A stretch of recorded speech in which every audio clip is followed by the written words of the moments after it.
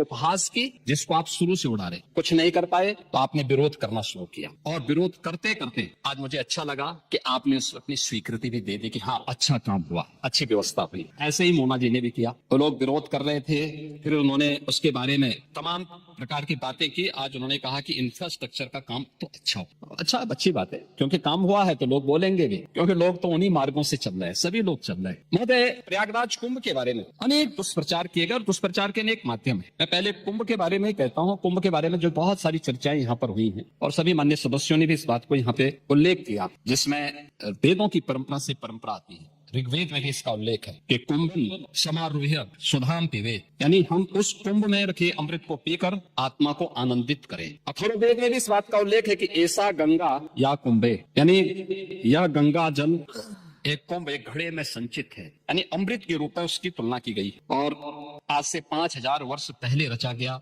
श्रीमद् भागवत महापुराण में भी इस बात का उल्लेख है को कुंभ मेले स्नात्वा पुण्यम प्राप्नोति मानुषः, यानी यहाँ कुंभ का संदर्भ कुंभ मेले से है। 5000 साल पहले भी इसका उल्लेख है। जो 4 तीर्थ स्थलों पर आयोजित होता है उसमें स्नान करने से पापों का क्षय होता। और जो बात यहाँ पे आपके विद्वान सदस्य श्री संग्राम सिंह यादव कह रहे थे, उन्होंने पुराणों की बात की, लेकिन वो पुराण की बात नहीं थी, वह तुलसीदास जी के रामचरितमानस में उल्लेख किया गया है। को कहे सकई प्रयाग प्रभाव हो, कलश कुंज कुंजर मृगराओ, अस तीरथ पति दे की सुहावा, सुख सागर रघुवर सुख पावा। ये तुलसीदास जी की रामचरितमानस का है, पुराणों का नहीं है। पुराणों में संदर्भ है महापुरुष श्रीमद् भागवत महापुराण का मैंने उल्लेख किया ही, और रामचरितमानस में भी इन बातों का उल्लेख इन भावनाओं के रूप में किया गया है। और हम उत्तर प्रदेश वासियों को खासतौर पर इस पर गौरव की अनुभूति भी करनी चाहिए कि इस बड़े आयोजन के साथ हम सभी को जुड़ने का अवसर प्राप्त हुआ। और इसलिए मैं इस बात को कह रहा हूँ क्योंकि यह आयोजन हमारे लिए बहुत महत्व रखता है। यहाँ हमारी पार्टियां हो सकती, ये सत्ता पक्ष होगा, वो विपक्ष होगा,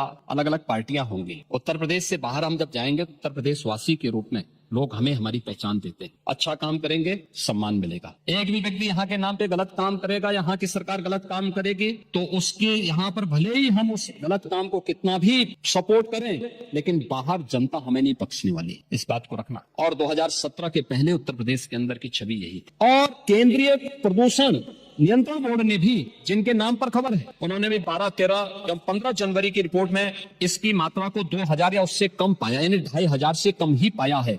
यह भी इसमें मैं आपको स्पष्ट करना चाहता हूं। और महोदय, मैं इसीलिए कहना चाहूंगा कि ये जो नकारात्मक सोच है, दुष्प्रचार के माध्यम से महाकुंभ को बदनाम करने की साजिश का जो हिस्सा है, ये उन करोड़ों लोगों की आस्था के साथ खिलवाड़ है। और किसी जाति मत और मजहब से जुड़े हुई संख्या भी नहीं है, और किसी वर्ग का भी नहीं है। इसमें गांव में एक सामान्य नागरिक भी आ रहा है, देश का बड़ा उद्योगपति भी आ रहा है, देश की महामहिम राष्ट्रपति भी आए, महामहिम उपराष्ट्रपति भी आए, माननीय प्रधानमंत्री जी भी आए, केंद्रीय मंत्रीगण आए हैं, स्पीकर साहब आए हैं लोकसभा के, यानी देश और दुनिया की हर सेलिब्रिटी वहां प्रयागराज आ रही है। उच्चतम न्यायालय के माननीय न्यायाधीश हो या हाईकोर्ट, तमाम उच्च न्यायालयों के माननीय न्यायाधीशों की संख्या, समाज का हर प्रयागराज के लिए उमड़ रहा, हर व्यक्ति आ रहा है। और क्या प्रचार करना बुरा था? क्या हमें उत्तर प्रदेश की किसी उपलब्धि को, उत्तर प्रदेश की किसी आयोजन को देश और दुनिया के सामने नहीं ले जाना है क्या? आपने प्रत्येक स्नान के समय वहां देखा होगा किस प्रकार की स्थितियां थी। श्रद्धालु हो या फिर पर्यटक हो, देशी हो या विदेशी पर्यटक हो, जो एक बार कुंभ में डुबकी लगाया और भूरी भूरी प्रशंसा की, व्यवस्था की प्रशंसा किया, जल की प्रशंसा किया, आयोजन की प्रशंसा किया, एकात्मता की प्रशंसा किया। कौन भेदभाव हुआ?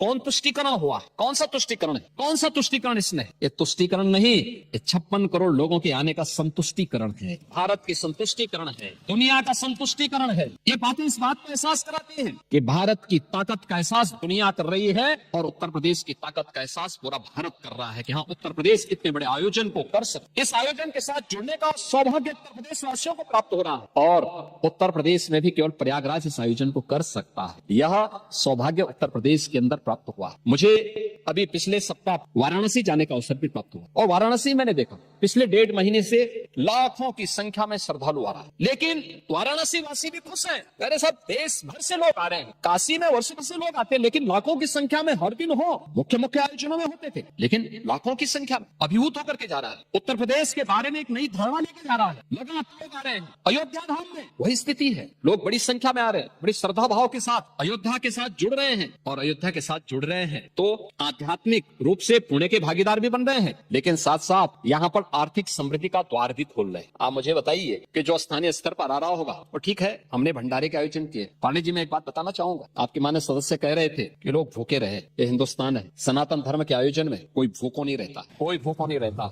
हम माँ अन्नपूर्णा की पूजा करते हैं और इसीलिए पूजा करते हैं कि वह हमें इतनी सामर्थ्य दे कि हम दूसरों को भी खिला सकें। और यही हुआ प्रयागराज महाकुंभ में, जो आया भूखो नहीं गया। वाराणसी में सेवा चल रही है, अयोध्या में सेवा चल रही है, प्रयागराज में सेवा चल रही है। और प्रयागराज, अयोध्या, काशी, इन तीनों ने अतिथि देवो भव का जो सबसे उत्तम उदाहरण हो सकता है वह भी प्रस्तुत किया। लेकिन जो लोग दुष्प्रचार कर रहे हैं, उनकी इस नकारात्मक राजनीति से वे अपना नुकसान पहुंचा रहे हैं। वे प्रदेश का हित नहीं कर रहे हैं, देश का हित भी नहीं कर रहे हैं। ये जो जनता जनार्दन संतुष्टिकरण के मार्ग से आगे बढ़ चुकी है, वह इस नकारात्मक राजनीति को पसंद करने को तैयार नहीं है। तमाम दुष्प्रचार के बावजूद भी जनता मानने को तैयार नहीं है। आप देख रहे होंगे व्यवस्था करने में हमें कठिनाई हो रही है, लाइन लगी है, लोग, हर व्यक्ति आना चाहता है और उन सबका हम स्वागत भी करेंगे। हम व्यवस्थाएं दे रहे हैं, हर प्रकार का प्रयास कर रहे हैं अपने स्तर पर, लेकिन आप दूसरों को उपदेश दे रहे हैं लेकिन चुपचाप स्नान करके चले आ रहे हैं। ये बड़ी विडंबना वाली स्थिति है। और अच्छा होता पूरे समाजवादी परिवार को लेके गए होते, आगे पीछे चच्चू को भी लेके चले गए होते, तो कम से कम 2013 में तो मैं उनकी मजबूरी मान सकता था, कम से कम 2025 में तो करवा करके पुणे के भागीदार बना देते। लेकिन आपने आज भी उनको पुणे का भागीदार बनने से वंचित कर देखे। भतीजे चले गए, चच्चू फिर वही ठगा अपने आप बैठ कर